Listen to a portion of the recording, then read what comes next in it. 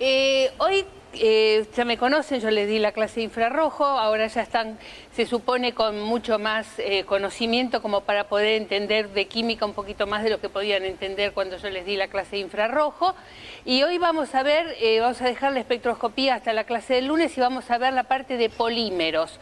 Todo un tema que creo que solamente lo van a ver en las clases teóricas, pero donde desde el punto de vista químico van a aplicar muchas cosas que ustedes ya saben. Por empezar, vamos a empezar con la definición. Yo traté en el PowerPoint de ponerles, y lo que les suena al campus, la mayor cantidad de información, como para que no tengan que escribir mucho y me puedan escuchar. Evidentemente, los polímeros son una clase de macromoléculas, es decir, moléculas que tienen una gran cantidad de átomos. Pero la característica de los polímeros son que están formadas por muchas unidades más simples, que pueden ser iguales o pueden ser químicamente similares, por ejemplo, funcionalmente similares. El proceso que conduce a un polímero a partir de esas unidades más pequeñas que les vamos a dar el nombre de monómeros, este proceso que se conoce con el nombre de polimerización. Lo tienen ahí bien definido. Hay muchas clasificaciones de polímeros de acuerdo a distintos criterios. Uno de los criterios que podemos ubicar, hablar en el primer momento, es de acuerdo al origen. Entonces vamos a tener los polímeros naturales y los polímeros sintéticos. La clase nuestra va a versar sobre los polímeros sintéticos.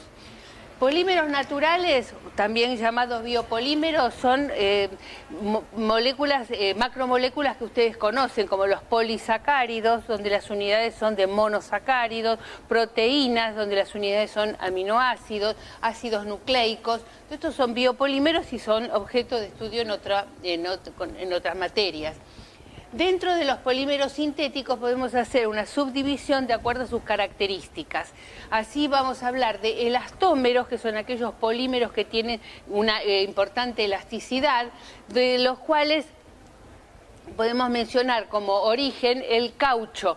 El caucho es un elastómero y el caucho en realidad es un polímero natural. Después vamos a ver los polímeros sintéticos que se hicieron tratando de reemplazar al caucho natural, pero tienen esa propiedad de la elasticidad. Otros polímeros son los que son fibras, que son los que se usan para tejidos.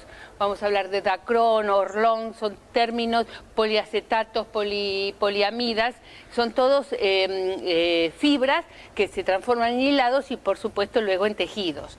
Y finalmente los plásticos, que tienen múltiples características en lo que se refiere a dureza, plasticidad, cómo se comportan frente al calor, si son quebradizos o no. Hay una cantidad muy importante que no hace falta que lo definamos.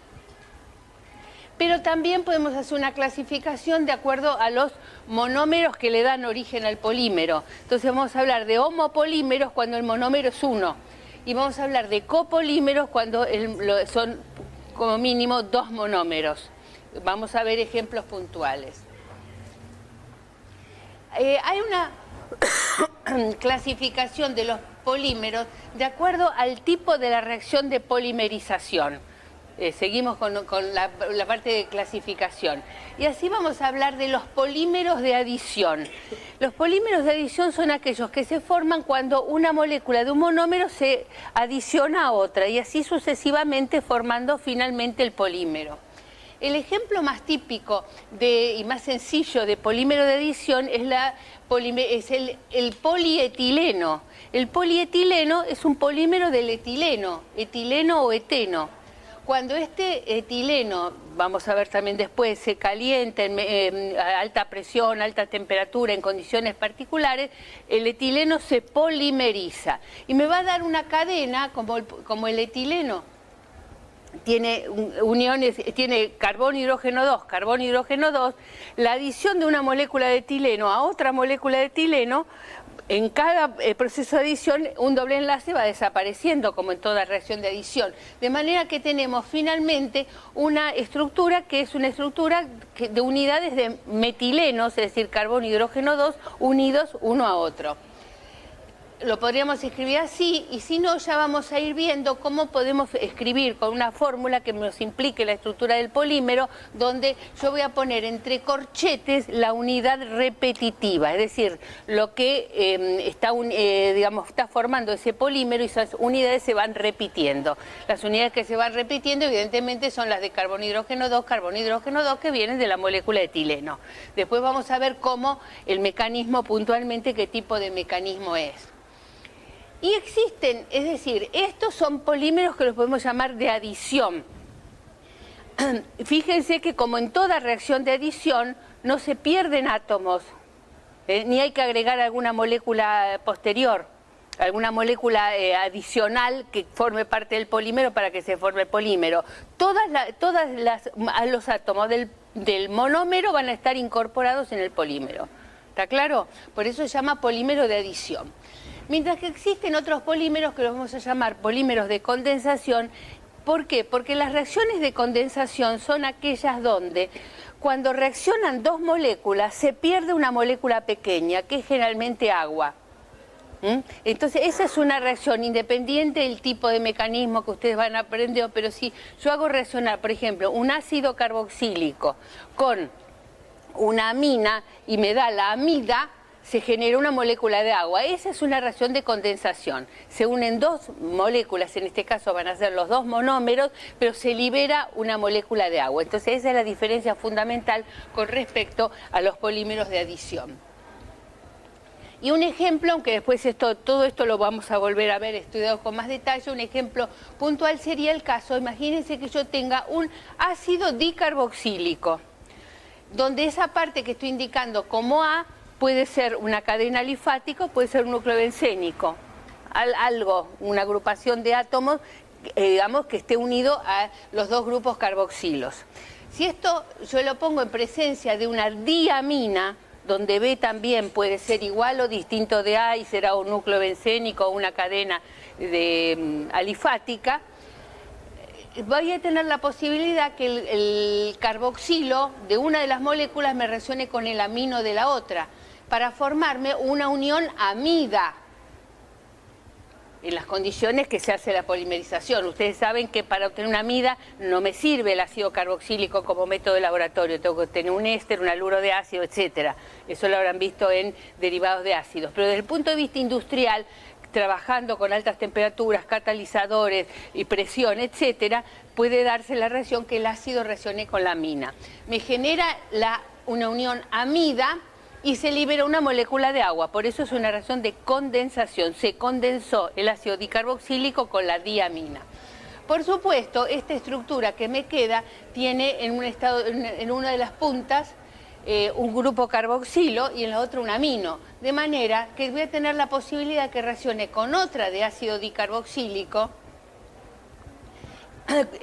y reaccione este amino. Entonces ya se me incorporó un tercer monómero y se perdió agua. De la misma manera, el grupo carboxilo que está en la parte terminal del polímero podrá reaccionar con la diamina generando una cuarta unión de amida. Y así sucesivamente. Son etapas, son distintas etapas.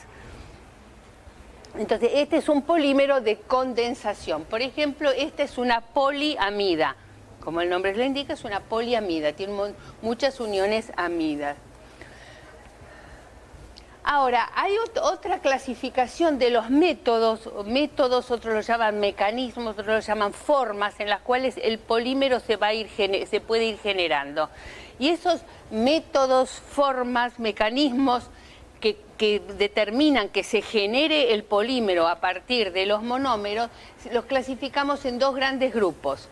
Una polimerización por crecimiento en cadena, es decir, el polímero se va a generar a través de una reacción en cadena. Como ustedes conocen ya reacciones en cadena. A ver, menciónenme una reacción en cadena que conozcan. Por empezar, ¿habrán visto reacciones en cadena con radicales o con iones? La halogenación, la cloración del metano, ¿es una reacción en cadena? Es una reacción en cadena a través de radicales libres.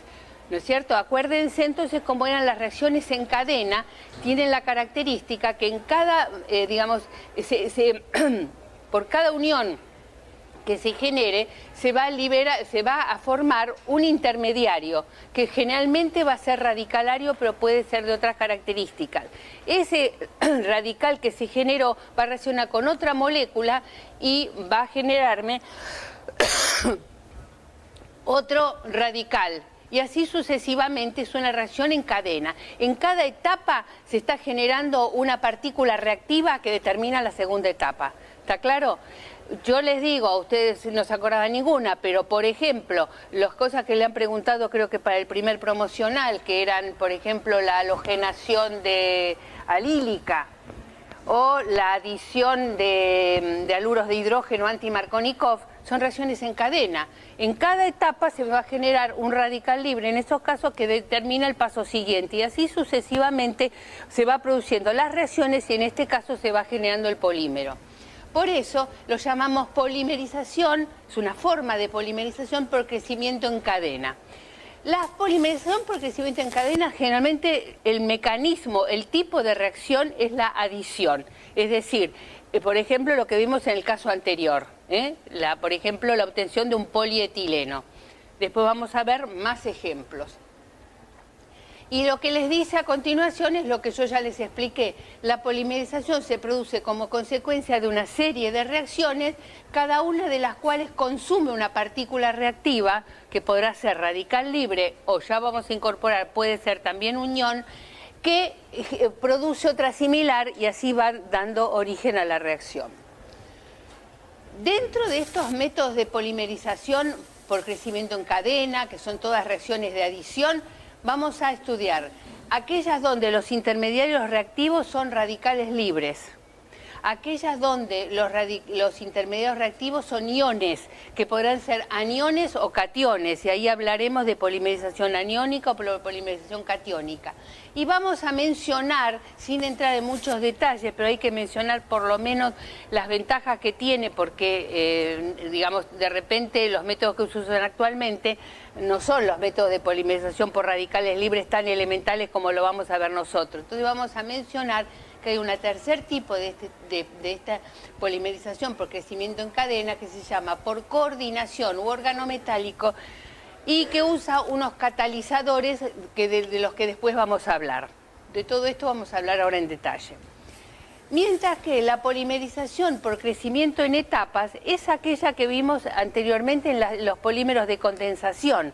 Son etapas, pero son independientes. Se forma primero una amida. Bueno, me quedó un carboxilo, podrá resonar con otra, pero no se generó, al generarse la primera unión, no se generó un intermediario reactivo que determine que la reacción siga. Son como etapas independientes, se van a ir formando, produciendo las distintas uniones, pero no es como en el caso de la polimerización de crecimiento en cadena, donde en cada etapa se genera un intermediario reactivo que da origen a la segunda.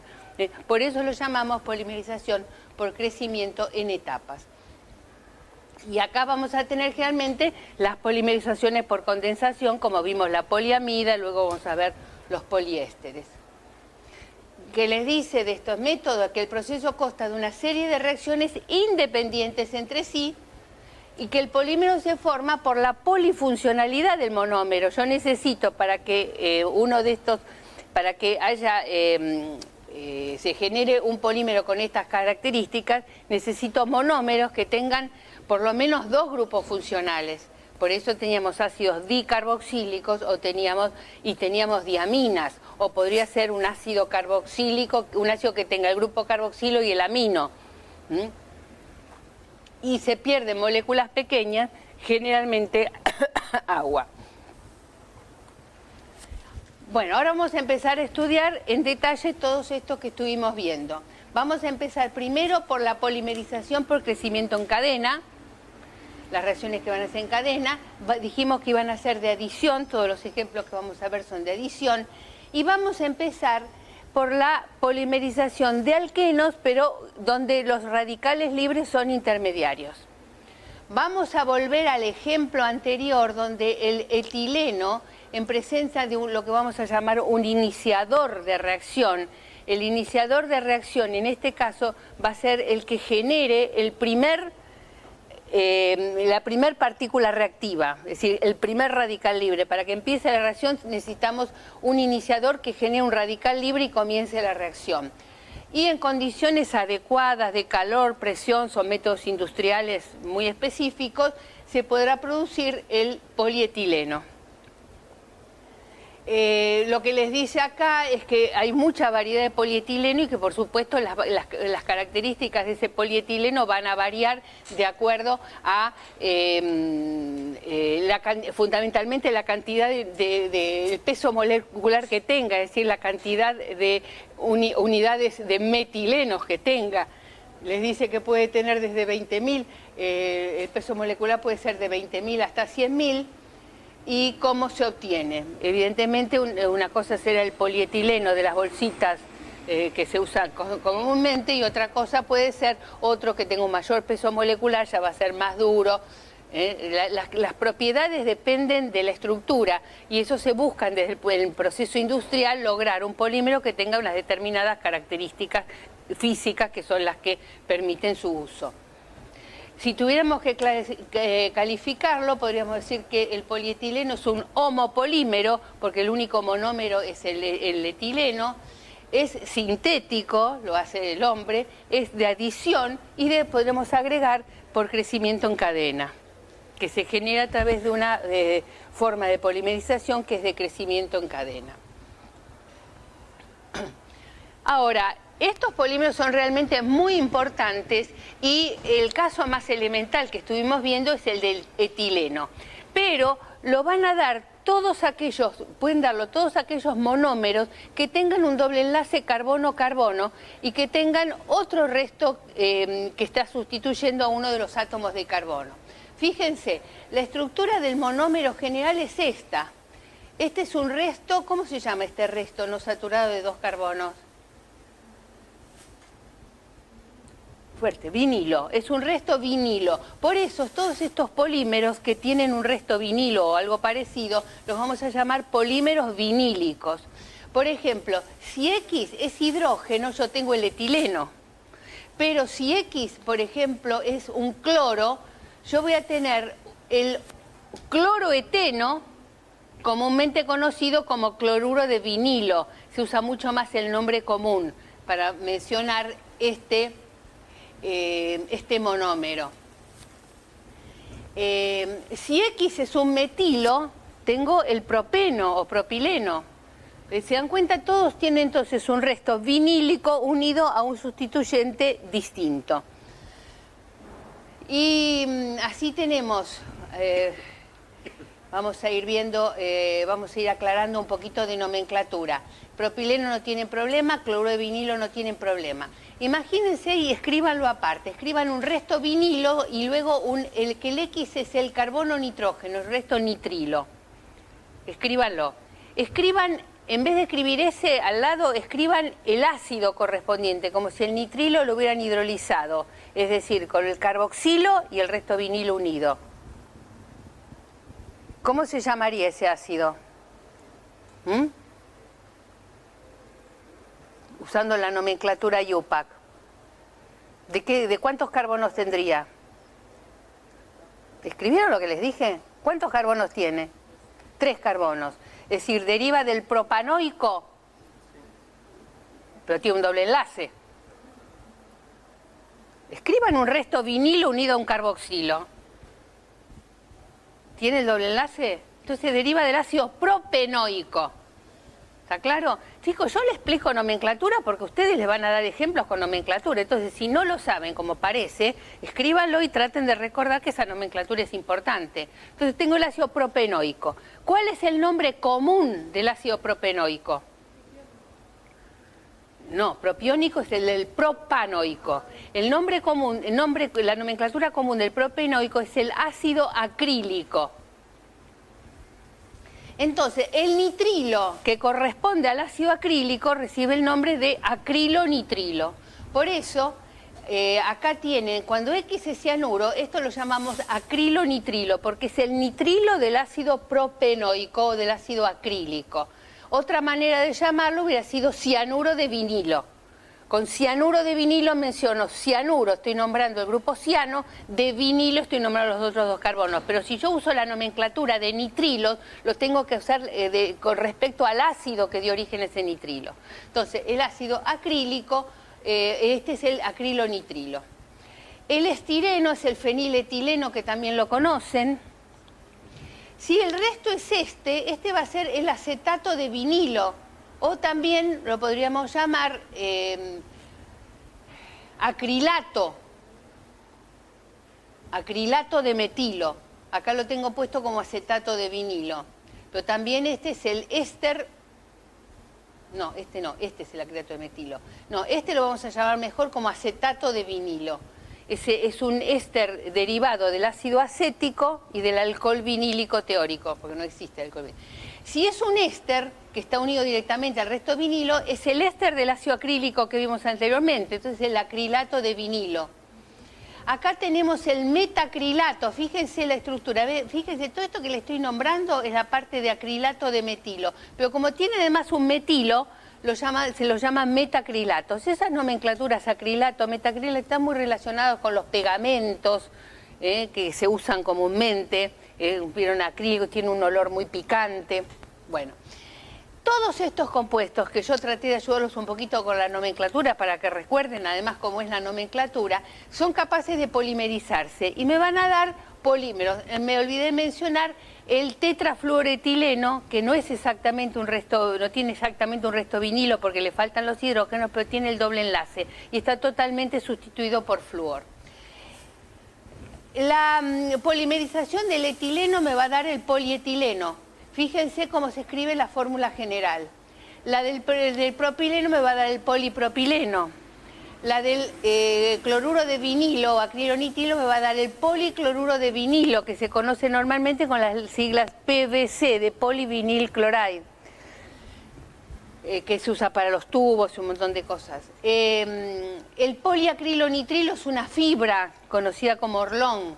El poliestireno es un polímero importante, entre otras cosas, algunos tipos de telgopores tienen esa estructura. El politetrafluoretileno es el comúnmente conocido con el nombre de teflón, que todos los que algún día nos pusimos en la cocina a cocinar sabemos que existe, y además que es muy duro, sirve mucho para algunas partes de algunos equipos.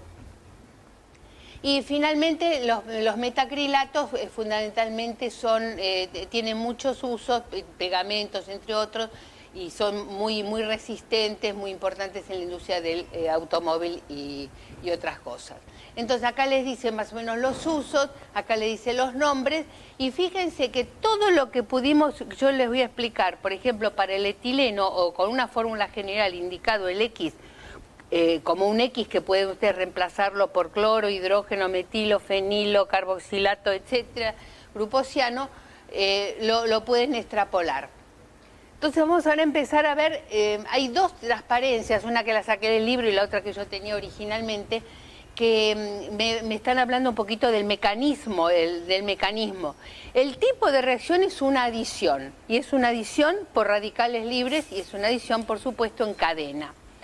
Como toda reacción en cadena, como ustedes las tres que mencionamos antes, cloración de los alcanos, halogenación alílica y la regla de Zaitsev,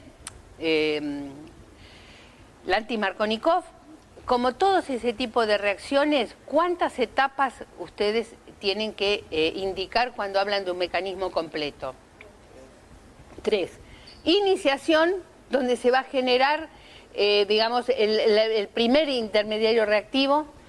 Propagación, que es la que se propaga constantemente, que para hasta el momento en que, bueno, se trabaje de alguna manera, que la reacción se detenga. Y terminación, que va a ser aquella etapa donde se van a tener que desaparecer los radicales libres para que la reacción se termine. Acá lo que estamos viendo solamente es la iniciación y la propagación. En la transparencia siguiente tenemos iniciación, propagación y la terminación, que sería lo que ustedes ponen. Pero acá está bien indicado con flechas, cosa que tal vez en la otra no lo ven tan clara. Entonces preferí repetirles la transparencia. En lo que se refiere a los iniciadores de estas reacciones radicalarias, van a ser, no siempre, pero en muchos casos, compuestos que tengan una unión oxígeno-oxígeno, que es una unión que requiere poca energía para que se rompa, es mucho menor, no me acuerdo, son 40 y pico, 50 y pico kilocalorías por mol, compárenlas con las 90 y pico calorías por mol que tienen una unión común, como ser carbono-carbono, carbono-hidrógeno. Entonces son uniones de una baja energía de unión, es decir, cuando se forman se libera poca energía y con poca energía se rompen. ¿Está claro? De manera entonces que me va a dar, al escindirse en forma homolítica la unión oxígeno-oxígeno, se van a generar estos radicales, donde el R puede ser cualquier cosa, después vamos a ver un caso puntual, que va a ser el iniciador de la reacción.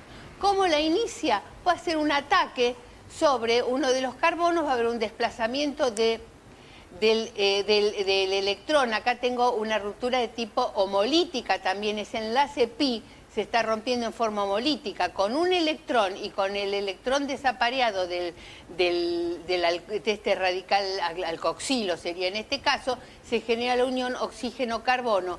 Y con el otro electrón se va a volcar sobre este carbono y me va a generar un radical libre.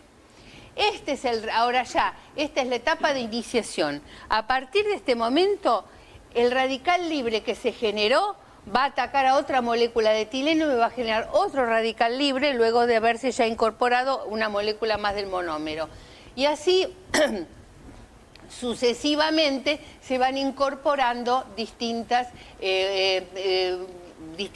moléculas del monómero.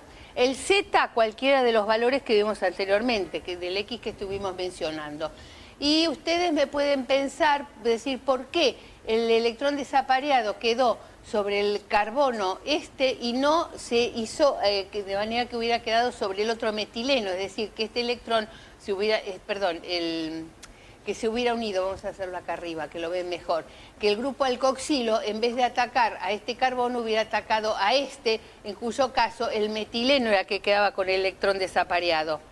¿Se dan cuenta? Es la otra posibilidad de ataque. Lo que pasa es que siempre los radicales libres terciarios van a ser más estables que los secundarios. Entonces se va a ir generando siempre el radical libre más estable. Y entonces el polímero va a tener en principio esa estructura.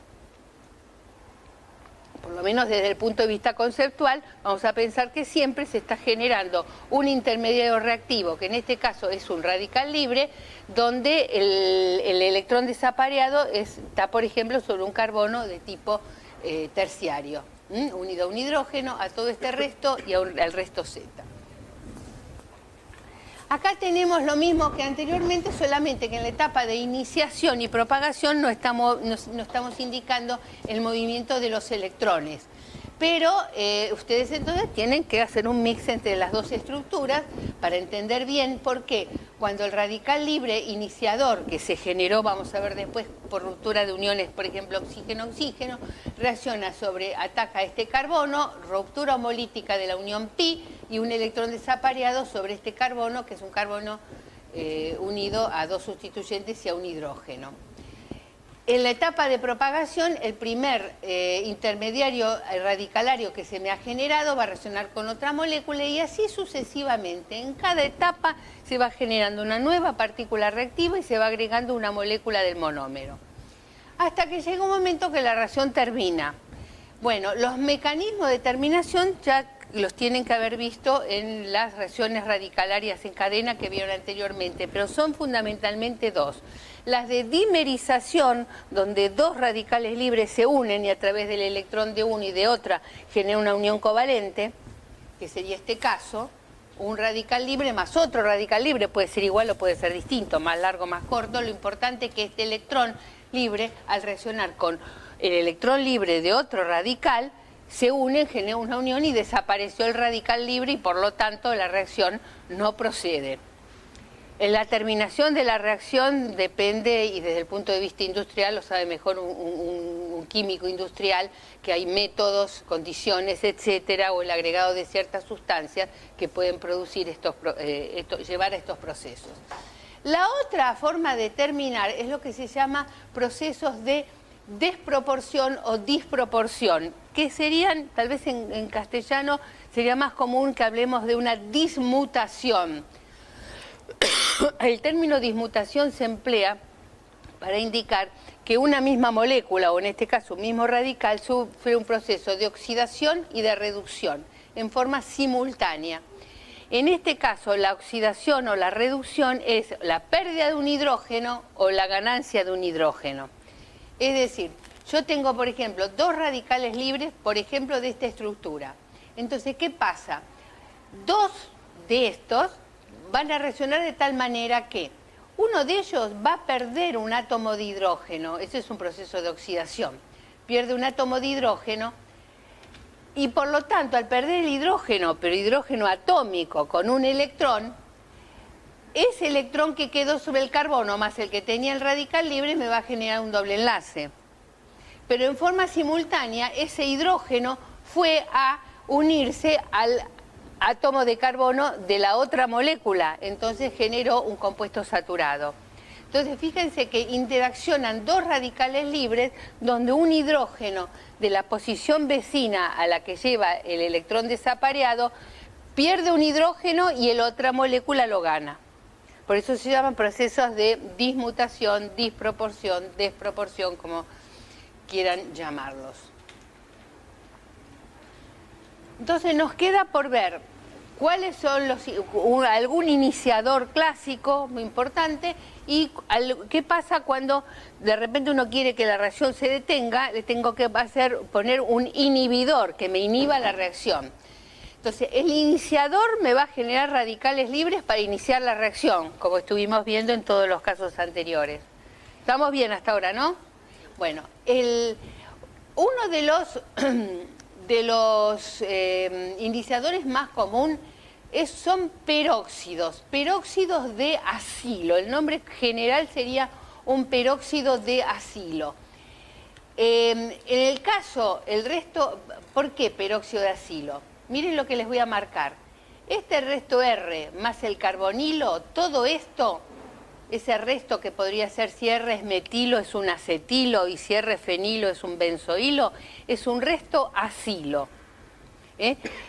Teóricamente, ¿cómo generaríamos en el papel un resto acilo? Escribo un ácido carboxílico y le saco ¿qué? Se los estoy diciendo. Si yo tengo un ácido carboxílico, escriban un ácido carboxílico, sáquenle el oxidrilo, ¿qué me queda? Si me miran a mí, no van a ver escrito el piso.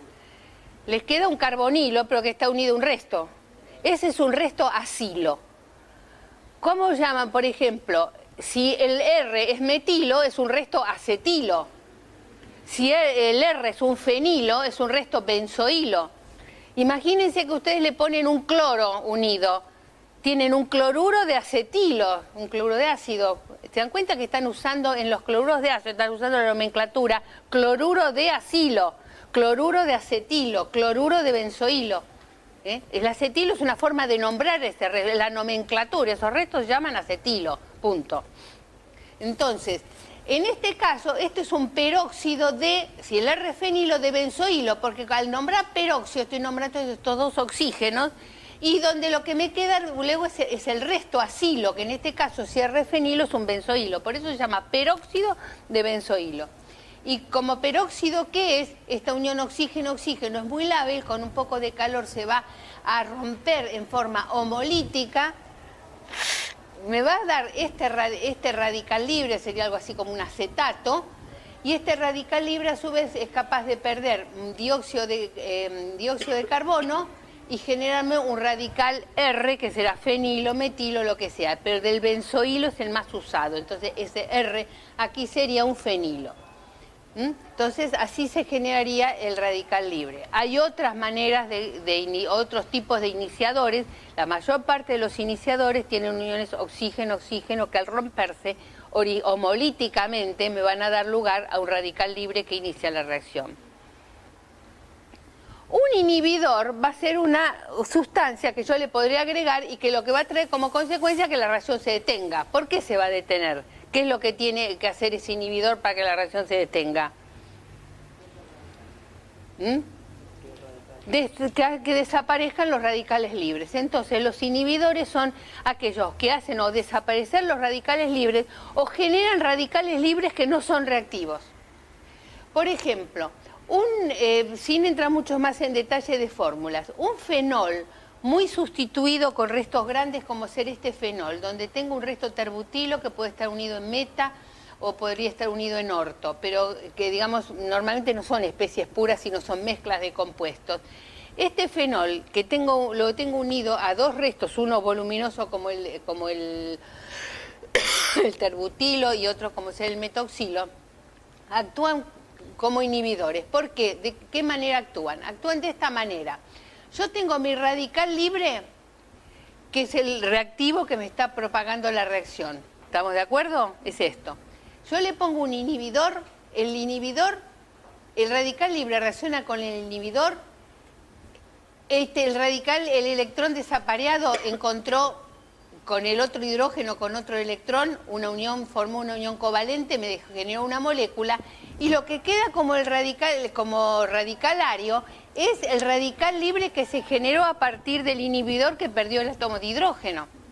Átomo, estoy hablando de átomos, chicos, es decir, ese átomo de hidrógeno tiene un electrón desapareado. Le digo porque ustedes a veces ponen menos H, y H puede ser un átomo de hidrógeno, si tiene un electrón, carga cero. H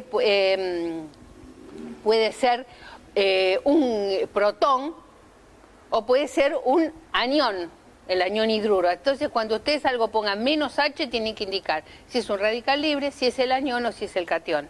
Si no, está mal. Bueno, entonces, en este caso, el radical libre que se genera es un radical poco reactivo. ¿Por qué? Porque tiene una resonancia muy importante y entonces está muy estabilizado. Entonces, no tiene interés en continuar la reacción de propagación.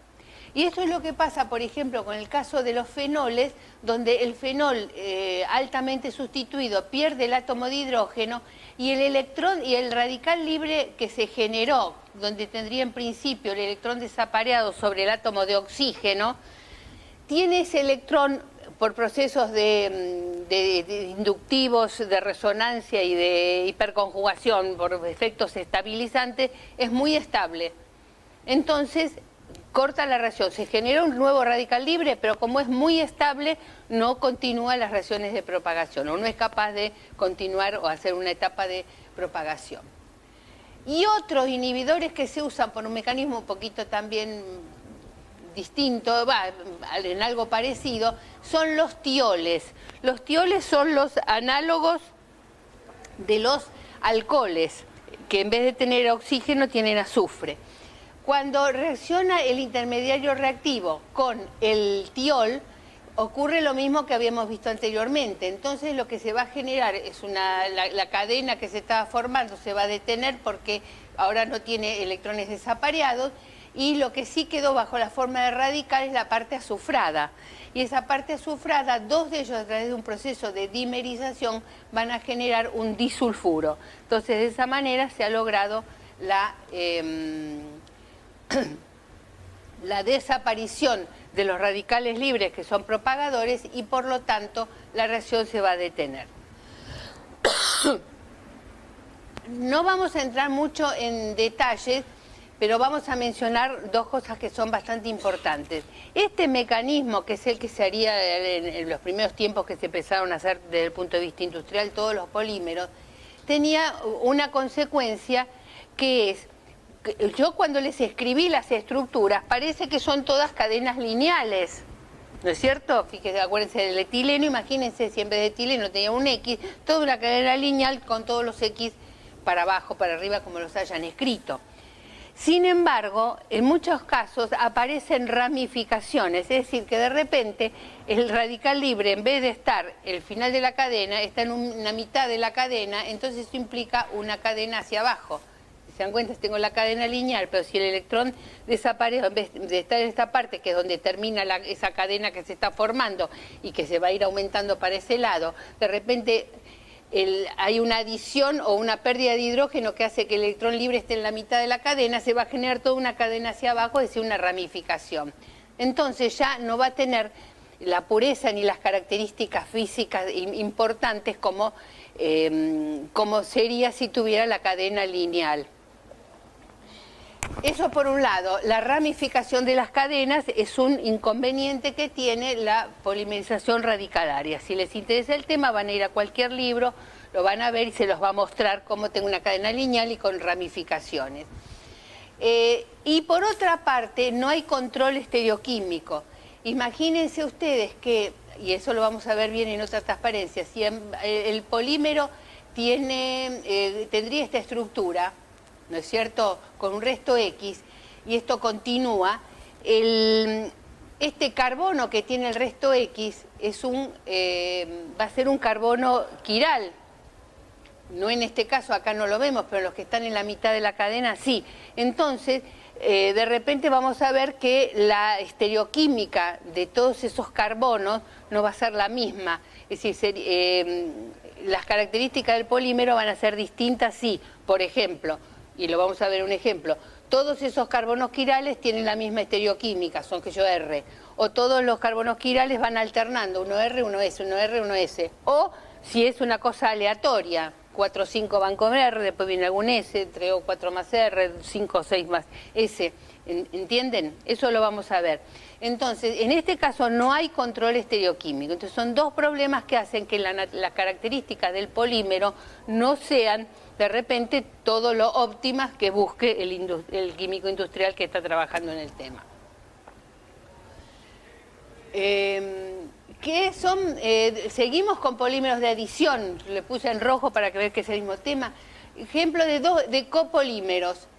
Los copolímeros se obtienen cuando parto de dos monómeros distintos. Por ejemplo, este sería el estireno, el feniletileno. Acá tengo el acrilato de metilo. Acrilato de metilo. Estos podrían originarme, todas moléculas de estireno me pueden originar el poliestireno. Todas estas moléculas me originarían un poliacrilato de metilo. Pero yo puedo poner los dos monómeros y entonces las características físicas del polímero van a variar. Ustedes me van a decir, entonces, ¿qué pasa? En el polímero resultante voy a tener partes que corresponden al monómero estireno y partes que van a corresponder al monómero acrilato de metilo. Ustedes me van a preguntar, ¿pero cómo? ¿Uno y uno? Bueno, eso también depende de una serie de cosas. Depende de la proporción que tengan cuánto pongamos de cada monómero, de la reactividad, porque yo puedo poner más de un monómero que sea poco reactivo, entonces se van a ir uniendo principalmente los más reactivos. Creo que eso es lo que les dice acá. La estructura final del polímero será influenciada por la concentración relativa de los dos monómeros y por la reactividad. Siempre se va a formar más rápidamente aquel radical libre que es el más reactivo. Que es el más estable, no el más reactivo, que es el más estable. A los fines de contestar las preguntas, si ustedes le dicen, indique el mecanismo de la copolimerización del estireno con el acrilato de metilo en condiciones de una polimerización radicalaria, imagínense que se une primero con un monómero, luego el otro, luego el primero, luego el segundo, luego el primero, luego el segundo, como para escribirlo. Es decir, eso desde el punto estrictamente conceptual. Voy a obtener cadenas poliméricas que van a tener fragmentos que correspondan a ambos polímeros. Si se repiten o no se repiten, eso no nos interesa a nosotros. El asunto desde el punto de vista conceptual. Y la unión y el mecanismo es exactamente igual que el otro. No tienen que modificar nada, simplemente extrapolarlo. En vez de hacer reaccionar siempre con el mismo monómero, van cambiando. ¿Qué pasó acá? Bueno, esto se supone... Ah, bueno, esto lo saqué de un libro y tenía más sofisticación que la parte mía, que van todos de golpe. Esto es lo que yo les comentaba anteriormente. Imagínense, este sería el polímero que viene del propileno, del propeno. Fíjense que cada uno de los... el monómero que proviene de este carbono, por ejemplo, y de este carbono, tiene además un metilo unido, ¿no es cierto? Bueno, pueden darse distintas circunstancias, por ejemplo, que todos los metilos estén del mismo lado, es decir, van a tener la misma configuración, será R o será S, pero van a tener toda la misma configuración. Usa el término del mismo lado porque aquí lo vemos bien y que en realidad es así, pero tienen todos la misma configuración. O puede ser que se vayan alternando, uno para atrás y el otro para adelante, uno para atrás, otro para adelante, uno para atrás y otro para adelante. O pueden ser que estén, digamos, distribuidos en forma aleatoria para qué lado están. No me interesa que sepan los términos, pero cuando uno habla de isotácticos, cuando tienen toda la misma configuración. Cuando uno habla de sindiotácticos, se van alternando. Y atácticos son aquellos donde no hay configuración definida. Entonces, lo que hace la polimerización radicalaria elemental, como le estuvimos viendo, y serían los primeros casos que se hicieron de polímeros a través de este método, tenían el problema que lo más probable es que fueran así sustituyentes que estaban orientados en forma aleatoria, y eso no les da unas características tal vez tan óptimas como las que tienen donde hay una configuración determinada, que se puede alternar o no, o es toda la misma, se puede alternar, si tienen mejores características. Por eso es que apareció, creo que viene ahora, apareció el tercer tipo de polimerización por adición, que es aquella que son unos catalizadores que tienen ese nombre de Ziegler-Natta, que no vamos a estudiar la estructura, pero que tienen titanio y tienen también una parte de aluminio. El titanio es capaz de coordinarse con el enlace pi de los alquenos y a través de un proceso de coordinación, que no es la polimerización como vimos nosotros, la adición por radicales libres, es distinta y no tienen por qué saberla, pero donde el titanio a través de sus posibilidades de coordinación es capaz de polimerizar moléculas de alqueno y generar el polímero. Y entonces, con ese tipo de catalizadores se logran los mejores polímeros, que son de cadenas, por ejemplo, lineales y con una configuración determinada. ¿Está claro? Entonces, no vamos a estudiarlo en detalle, pero que sepan que en realidad hay procesos catalíticos que determinan la polimerización de los alquenos, originando polímeros donde se evitó el problema de las ramificaciones y de las configuraciones distribuidas en forma aleatoria, que son dos factores que van en contra de las propiedades de un buen polímero.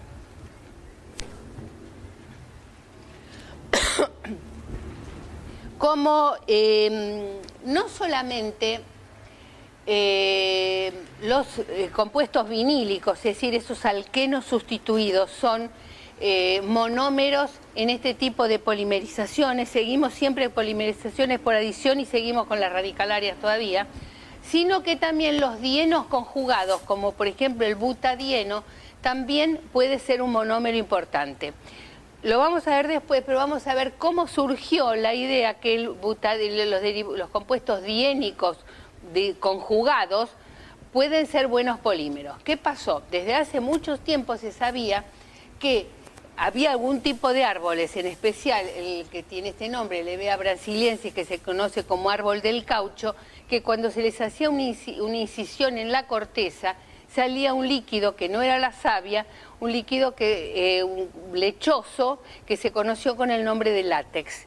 Ese látex, en realidad, es una suspensión acuosa del caucho, y el caucho es un polímero de un dieno.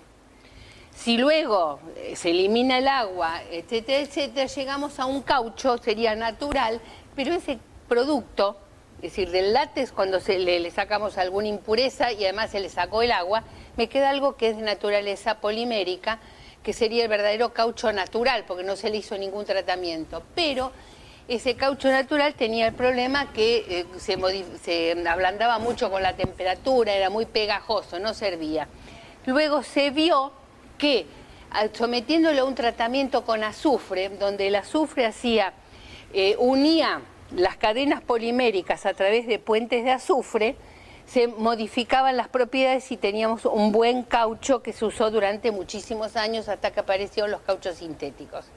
Ese proceso de tratamiento con azufre se llama vulcanización.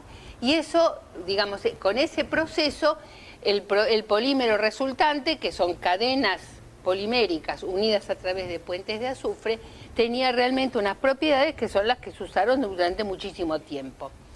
Cuando se estudió la estructura del caucho por métodos químicos, porque en ese momento no había métodos físicos, se llegó a la conclusión que el caucho era un polímero del isopreno y que el isopreno era el 2-metil-1,3-butadieno.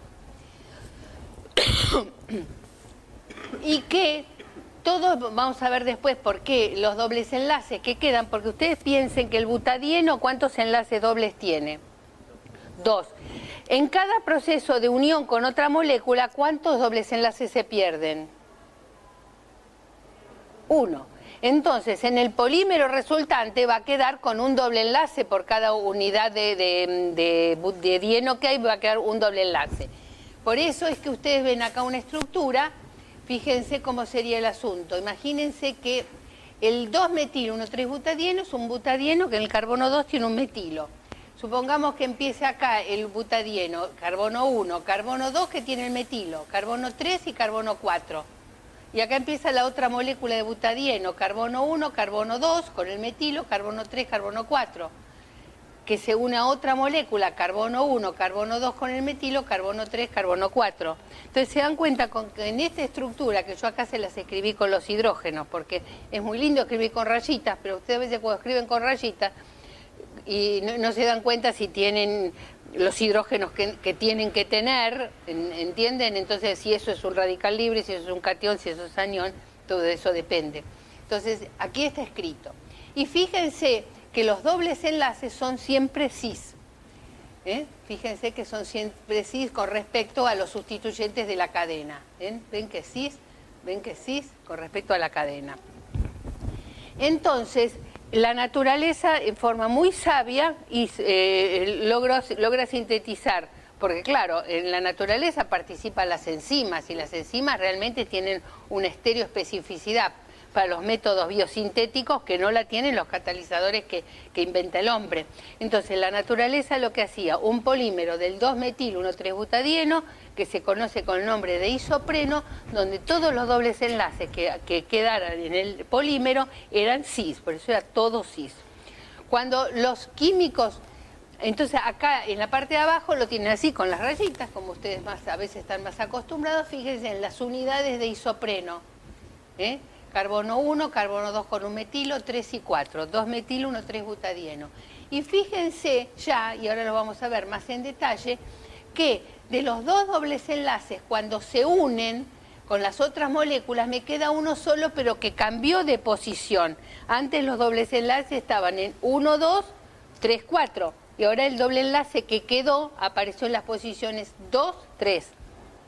Siempre eso va a ocurrir cuando se polimericen los dienos. Entonces acá tienen el isopreno, las unidades, el polímero escrito de otra manera y el natural rubber, el nombre que le dieron primero porque vieron que con ese isopreno podían borrar, entonces por eso le dieron el nombre de caucho, en inglés es rubber. Bueno, todo esto llevó a los químicos a decir, bueno, voy a buscar otro dieno y voy a hacer una reacción con el dieno a ver qué obtengo.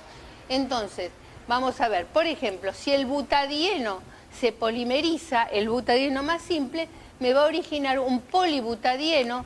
Fíjense, esto es un dieno, carbono 1, 2, 3, 4, enlaces entre 1, 2 y 3 y 4, y en el compuesto polimerizado el doble enlace me quedó entre el carbono 2 y 3.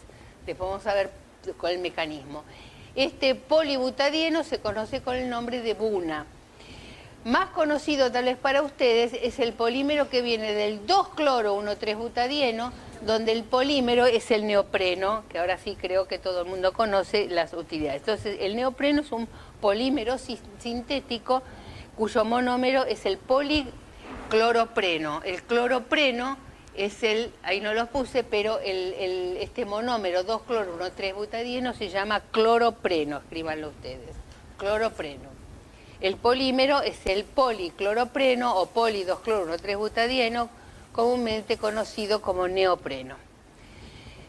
Y ahora vamos a ver el mecanismo de la polimerización radicalaria, en este caso un dieno, ya estamos complicando un poquito las cosas, y que como todas estas reacciones radicalarias, porque seguimos con las radicalarias, tienen un proceso de iniciación, uno de propagación y uno de terminación.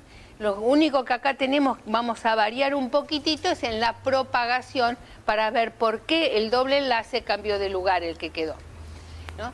Entonces, acá tienen el radical iniciador, y bueno, y esto es así de cierta forma. Imagínense ustedes que yo tengo, esto se los explico con palabras, ustedes pueden escribirlo con las flechitas. Fíjense, acá tengo una unión pi con los dos electrones y acá tengo otra. Todas estas reacciones van a implicar rupturas de tipo homolítico o heterolítico. Todas van a implicar reacciones de tipo homolítico. Entonces, imagínense ustedes que de los dos electrones pi de acá, uno se va a formar una unión R-carbono con el primer metileno, con el metileno número 1. Me quedó entonces un electrón desapareado que va a ir acá, entre 2 y 3, y de estos dos también un electrón me va a venir acá y el otro queda con el radical. Entonces, escriban ustedes las... acuérdense que cuando las rupturas son de tipo homolítico, tienen que usar media flecha, ¿no es cierto? No flecha entera como es para los desplazamientos de dos electrones. Entonces hagan con las medias flechas todos los movimientos que les permiten pasar de aquí hasta acá. Ahora, este radical libre que se generó originalmente, fíjense que es un radical libre alílico. ¿Se acuerdan del término alílico? El resto alilo, más sencillita, tiene un carbono unido a un doble enlace. Es decir, yo voy a tener un carbono que está unido a un resto de tipo, digamos, vinílico. Toda esta parte, todo esto que le estoy marcando, es lo que a mí me está mostrando la naturaleza alílica de ese radical libre. Entonces, los intermediarios que propagan la cadena en la polimerización de los dienos van a ser siempre radicales libres alílicos. Y justamente ¿por qué? Porque el radical libre es buscan formarse un radical libre que tenga una estabilización, que es el que va a formar primero, una estabilización adecuada. Ahora, yo podría escribir, para ver la polimerización, podría escribir la estructura resonante, que seguramente ustedes habrán visto, los radicales alílicos, cationes alílicos y aniones alílicos, todos están estabilizados por resonancia. Entonces se va a generar este radical por esta estabilización. Y en el proceso de propagación se van a ir uniendo siempre de la misma manera, háganlo ustedes con las semiflechas, este carbono con el electrón desapareado va a atacar a este carbono, se va a generar la unión de estos dos electrones, uno permitió hacer la unión y el otro va acá al medio, que con el otro medio del otro lado generó el enlace entre 2 y 3. Entonces, para escribir el polímero de naturaleza lineal, si bien yo acá voy a escribir las estructuras resonantes del radical alílico, pero siempre lo voy a hacer en base a, o por ejemplo, en base a esta estructura, que es la más común y que digamos realmente es la que aparece en el polímero.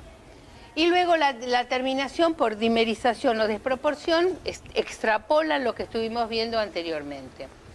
De esta manera entonces se obtuvieron estos polímeros. Fíjense la manera de indicarlo, estamos mostrando la unidad de 4 carbonos, en este caso es la polimerización del butadieno, podría yo acá tener un metilo o un cloro o el que sea, y ustedes todo eso lo extrapolan. Con mostrar esta parte, si les llegan a pedir indicar la estructura del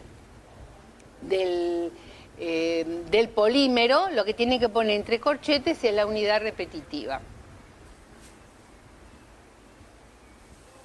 Bueno, acá tenemos lo mismo que vimos anteriormente.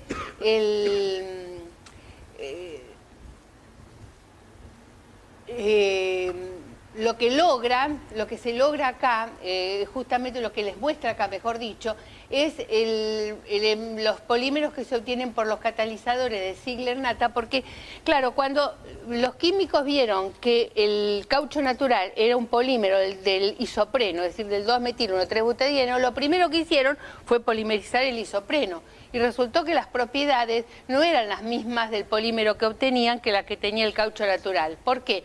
Porque estaban usando un método que no tenía un buen control estereoquímico, entonces no era todo cis como sí es el caucho natural.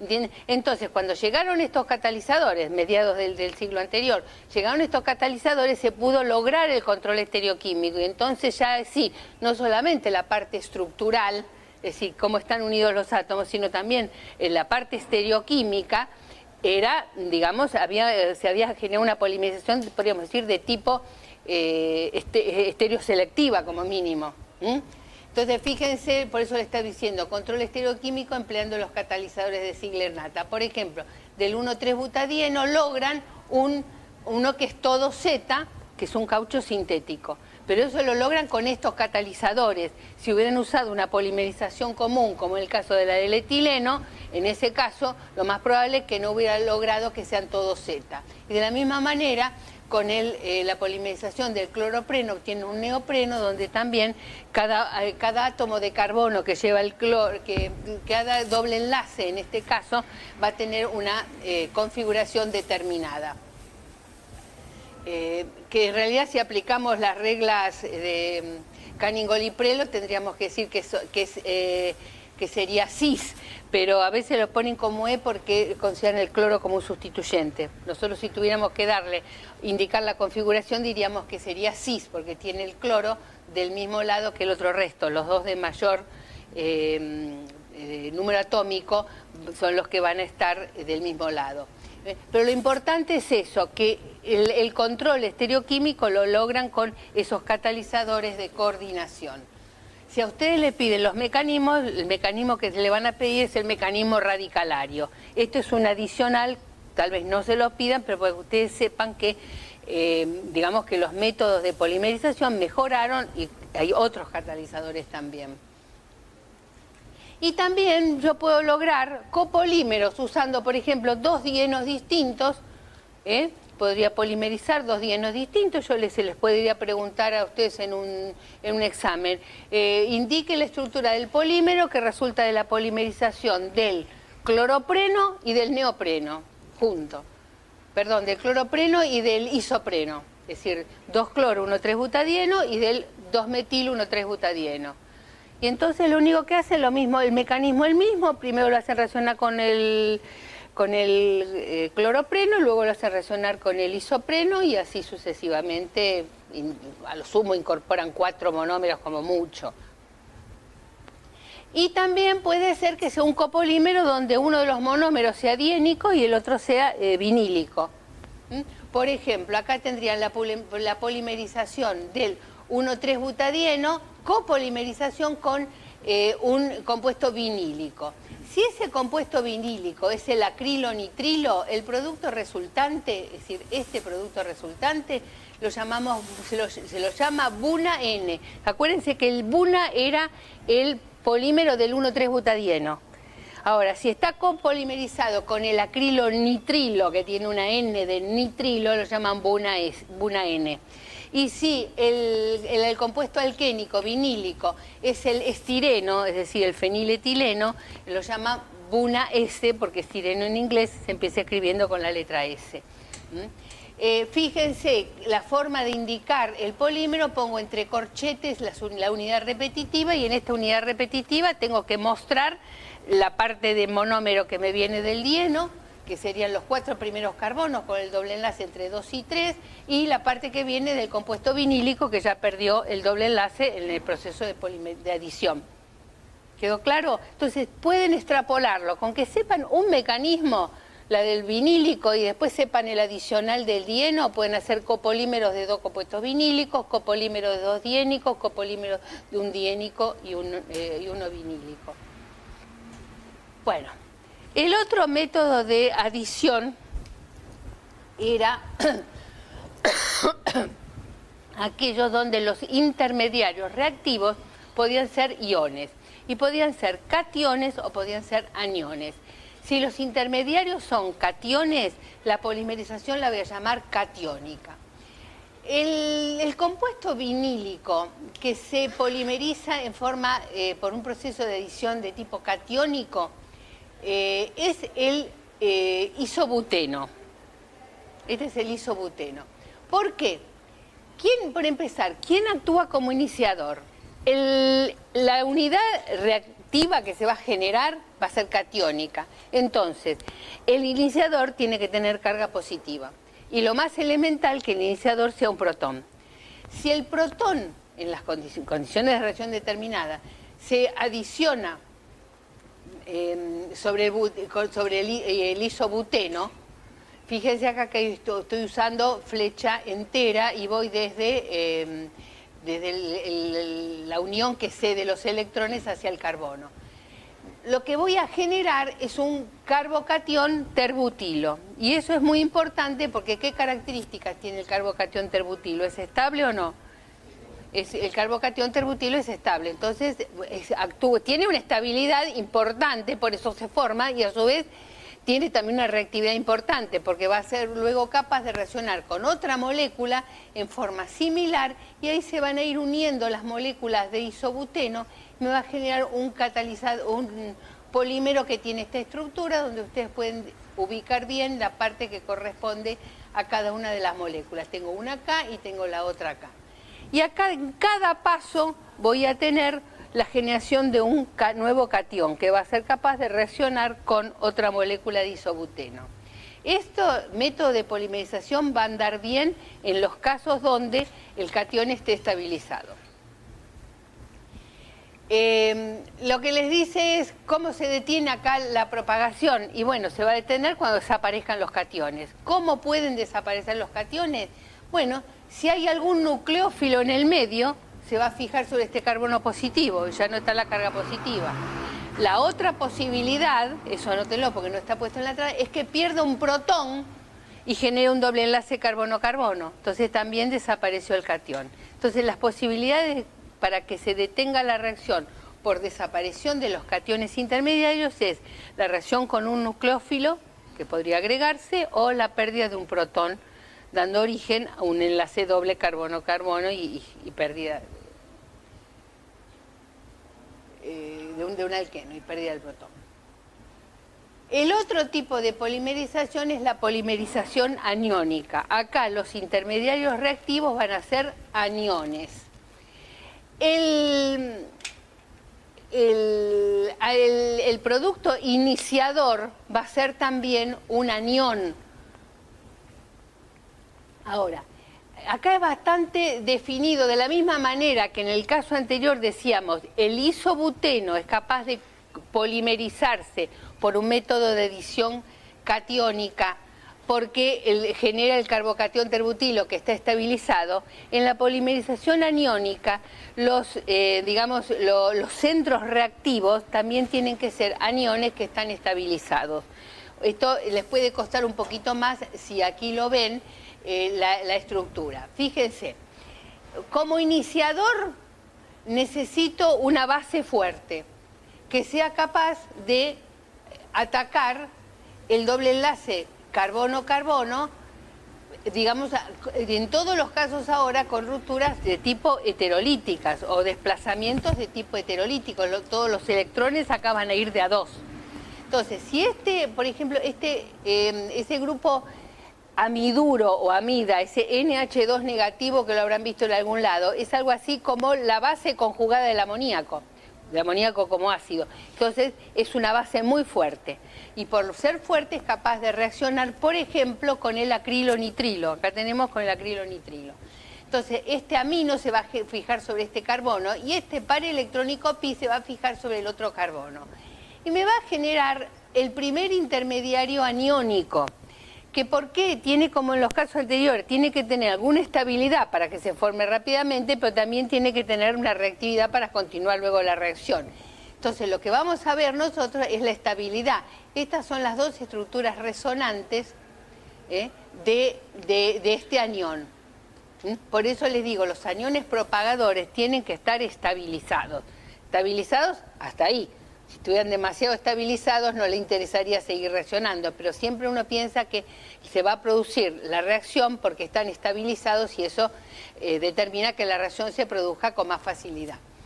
Entonces, acá estamos escribiendo las dos estructuras que me están mostrando la estabilización de ese anión propagador, que va a su vez reaccionar, y vamos a hacerlo reaccionar siempre con esta estructura sobre otra molécula de acrilonitrilo. Y así sucesivamente. Fíjense que en la estabilización de este intermediario ocurre porque tengo un carbono unido, en este caso por un triple enlace a un nitrógeno.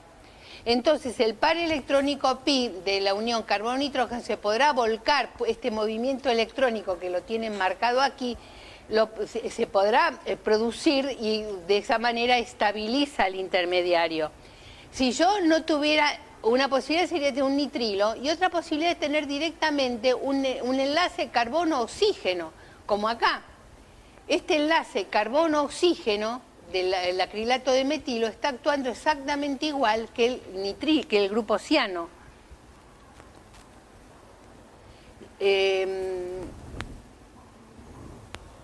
Por lo tanto, los monómeros que son capaces de polimerizarse por estos métodos de polimerización aniónica o tendrán que tener un grupo ciano o tendrán que tener un carbonilo o podrán tener los dos grupos o incluso un fenilo también es capaz de estabilizarlo. Yo lo que les pido, que yo voy a dar la clase del lunes de ultravioleta, que intenten escribir ahora que tiene un poquito más fresca la clase, o si no lo vemos en una clase de consulta, que intenten escribir la estabilización de los intermediarios aniónicos que se van formando. En el caso, por ejemplo, del acrilato de metilo y en el caso, por ejemplo, del estireno, para que vean cómo ese grupo carbonilo del acrilato de metilo o el grupo fenilo del estireno tienen la misma función que el grupo ciano que permite deslocalizar la carga negativa entre este carbono y el nitrógeno, y sería entre este carbono y el oxígeno en el caso del acrilato de metilo, o entre ese carbono y algunas posiciones del núcleo del fenilo. Entonces háganlo, cuando termine la clase que viene, si quieren me lo muestran. ¿Por qué? Entonces les vuelvo a repetir, el intermediario reactivo va a ser aniónico, tendrá que tener una estabilidad importante para que pueda producirse la reacción y esa estabilidad se la da justamente o un grupo ciano o un carbonilo o un grupo fenilo. Otros, por ejemplo, el propileno no sería capaz de polimerizarse por este método porque el metilo que tiene el propileno no contribuye a la estabilización aniónica que acá se requiere. Y el último que tenemos que ver es la polimerización por condensación. Ahora ya dejamos de los polímeros de adición, pasamos a los polímeros de condensación y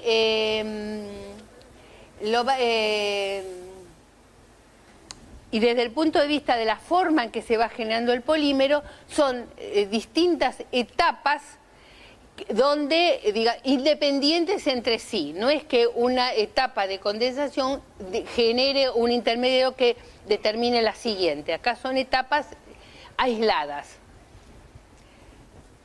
Y los casos más comunes que tenemos van a ser la formación de los poliésteres, de poliamidas y luego las baquelitas, que es un poco histórico, pero que también entra dentro de este tipo de polímeros. Son todos polímeros de condensación por crecimiento en etapas que son independientes entre sí y donde en cada etapa se va a generar una molécula pequeña y en todos los casos que vamos a ver hoy son moléculas de agua. Entonces, por ejemplo, un poliéster, acá tengo un poliéster, fíjense la estructura en poliéster, viene de un ácido, de un núcleo bencénico que tiene un grupo, la función éster sería esta, esto sería un carboxilato de todo este resto de reacción.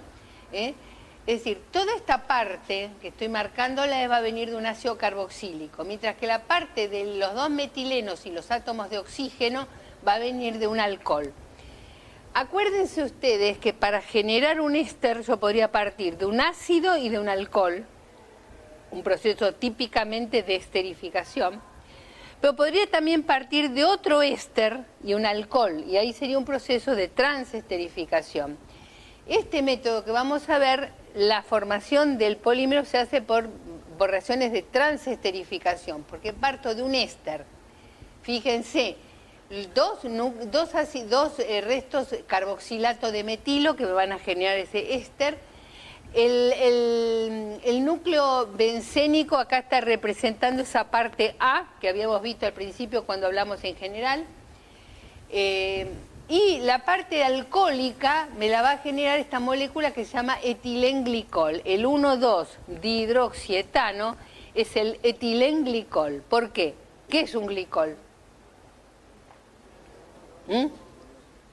Un glicol es un diol. Y desde el punto de vista de nomenclatura de restos, este resto con metileno-metileno bivalente se llama resto etileno, es un resto bivalente. Es decir, una cosa es el compuesto etileno, que es el que tiene doble enlace, pero un resto bivalente, metileno-metileno, que tiene sus valencias libres en los dos carbonos, se llama etileno también. Usan la terminación ileno. Entonces se llama etilenglicol porque es un glicol donde los dos oxidrilos están unidos a un resto etileno bivalente. Entonces, ya sea catalizado por ácidos o por bases, se va a producir la reacción de transesterificación, se va a liberar metanol. En este caso, fíjense, la molécula pequeña la que se libera no es agua sino metanol, por los reactivos de los cuales parto. Y se va a generar la primera unión éster. Y aquí me va a quedar, por un lado, un carboxilato de metilo que podrá reaccionar con otra molécula de etilenglicol y por otro lado un oxidrilo que podrá reaccionar con otra de ácido. Y así se va a ir haciendo la unión y finalmente me va a quedar un polímero que tiene estas características, donde fíjense, tengo toda la parte que viene del ácido dicarboxílico, este carbonilo núcleo y este otro carbonilo, y toda esta parte oxígeno, metileno, metileno, oxígeno que viene del etilenglicol. Este es poliéster, es el que se conoce comúnmente con el nombre de dacrom. También podemos tener poliamidas, como la que habíamos indicado al principio. En ese caso voy a tener, por ejemplo, un ácido dicarboxílico. Les vuelvo a repetir, la obtención de una amida a partir de un ácido, yo les digo, obtengan la acetamida, no se les ocurra poner ácido acético más amoníaco, porque saben que en el laboratorio eso no da. Tendrían que recurrir a usar cloruro de acetilo más amoníaco. Es un método de un acilante importante. Pero en la industria se trabaja en condiciones que permiten sí la reacción de un ácido con un amino para generar una función amida. Entonces, acá el ácido es el ácido hexanodioico. Fíjense que acá el resto al cual están unidos los dos grupos funcionales es un resto alifático, los 4 metilenos.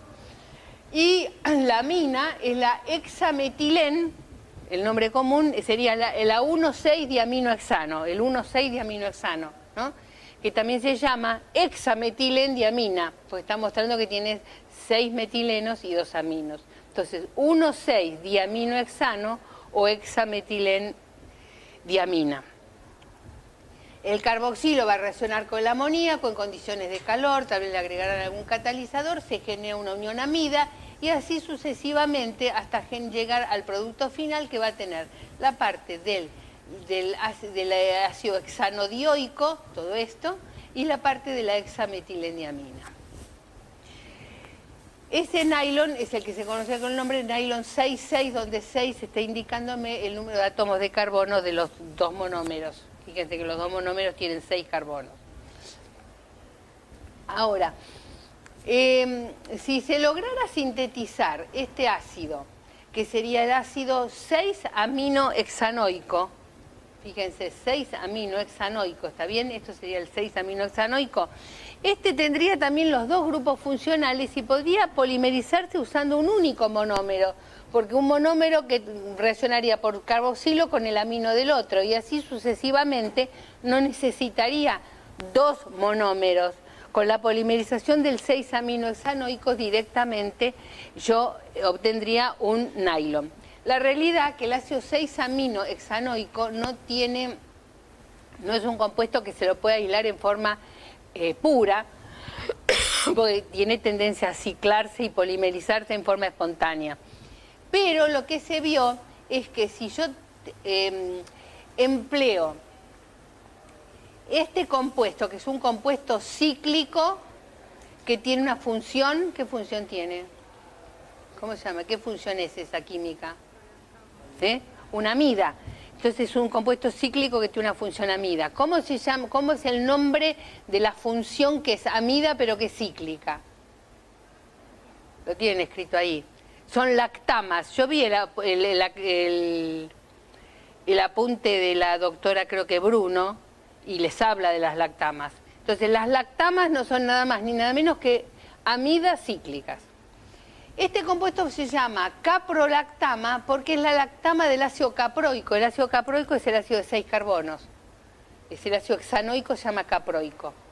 Entonces, la caprolactama, que es la amida del ácido 6-amino hexanoico, si se trata con agua en condiciones adecuadas, de industria y un poco de calor, se hidroliza, se supone que se hidroliza y genera este ácido 6-amino hexanoico, que no lo puede aislar en forma pura, pero que es capaz de polimerizarse por reacción con otras moléculas de caprolactama y así generar al final el polímero, que sería el que podríamos escribir nosotros si hubiéramos usado este aminoácido individualmente.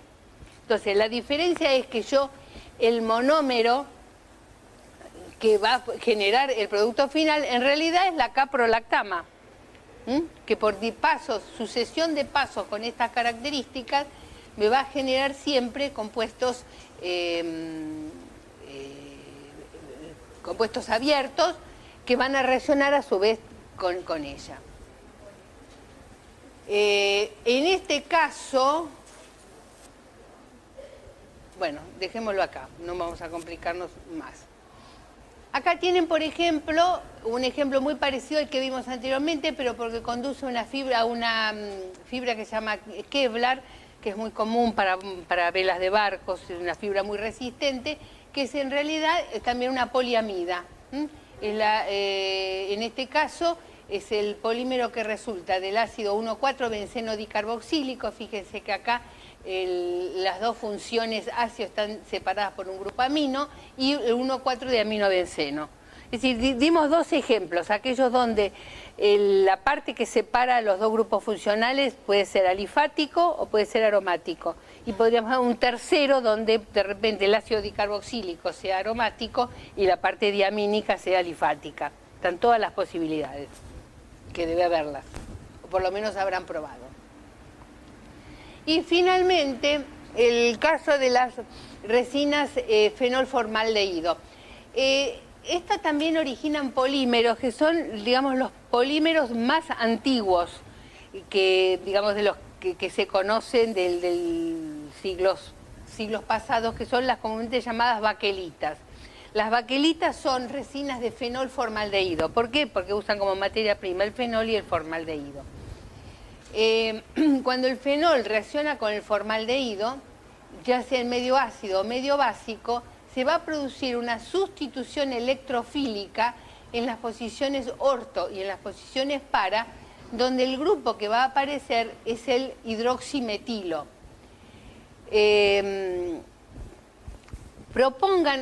Yo no sé si aparentemente habían mandado a imprimir un apunte de polímeros que hace años teníamos. De cualquier manera, yo este año le incorporé cosas porque me parece que entre lo que ustedes tienen la posibilidad no solamente de acceder al PowerPoint en el campus, sino además de escuchar la clase, me parece realmente que ya no tiene tanta importancia el apunte. Me dijeron que el apunte se había vendido y se había acabado. No sé si se acabó, si no lo reimprimieron y por eso no hay. Pero de cualquier manera, la última parte les pide que ustedes propongan el mecanismo, ahora se los pido a ustedes y también una clase de consulta la vez que viene me lo muestran, ¿qué mecanismo tendríamos para hacer reaccionar el fenol con el formaldehído y que me origine, por ejemplo, este producto. Acuérdense ustedes siempre que el fenol tiene como posiciones reactivas las posiciones orto y para, porque son aquellas donde los electrones están en las zonas de mayor densidad electrónica. La reacción puede andar bien, ya sea en medio ácido o en medio básico, para que se produzca, por ejemplo, este producto. Yo les doy un poquito las pautas y traten de hacerlo ustedes.